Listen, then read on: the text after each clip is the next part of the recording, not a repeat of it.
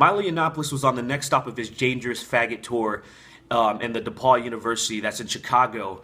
And, you expect some little bit of backlash, a little bit of protesting. Like, we all saw what happened with the whole Truly Puff thing. There's going to be things like that. But it was all a little bit tongue-in-cheek.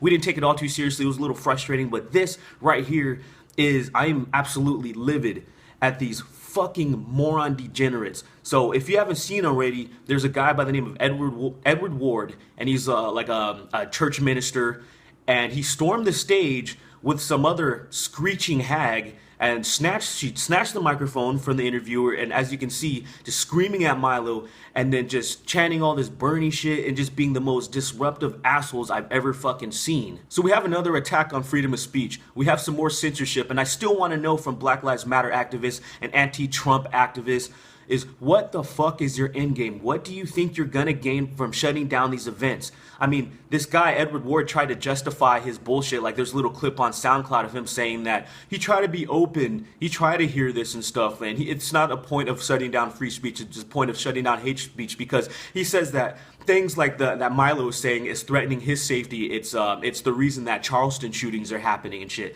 And I'm like, that is the most ass-backwards bullshit ever.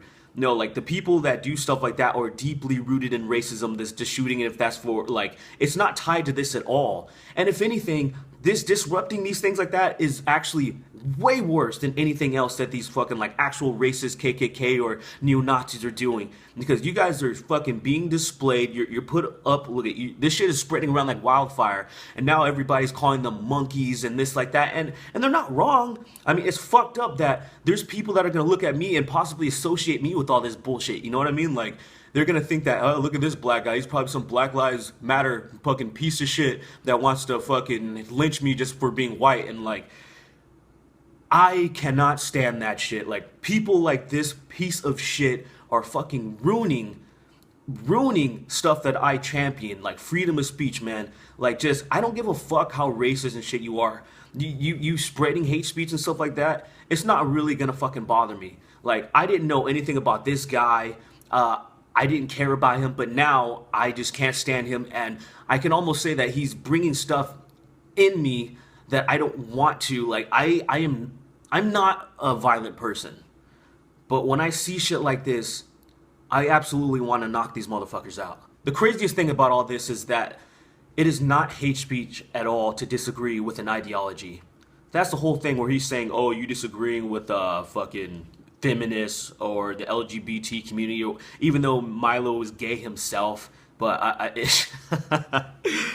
these people just cannot, they have the worst critical thinking skills. And this motherfucker says that Milo's speech is coming from ignorance, but obviously he has not listened to a fucking word. I mean, he says that he wanted to listen to shit, but clearly, if you have the idea, if you come in with the intent of storming the stage and yelling and heckling, you're not open to discussion, you're not there to listen. All you're doing is just waiting to fucking scream, and you want people to hear you. You're not interested in to sharing ideas, which is the absolute worst thing, all in all.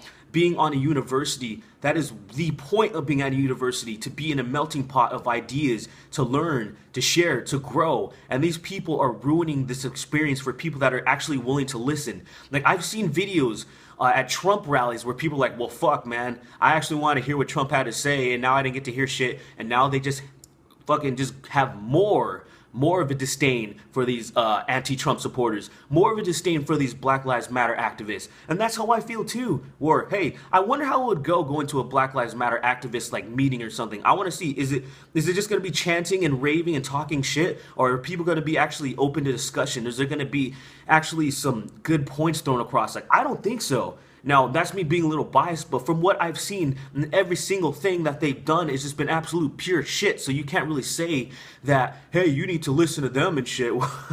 I mean, they're not fucking listening themselves. And I just want to say to Milo, like, I'm sorry that you have to put up with this bullshit, but I know, and you know that it comes with the territory, being a pioneer, being different, people are gonna just try to tear you down just because they don't understand where you're coming from. They're confused. They don't know, like, oh, who's this gay conservative that's making sense?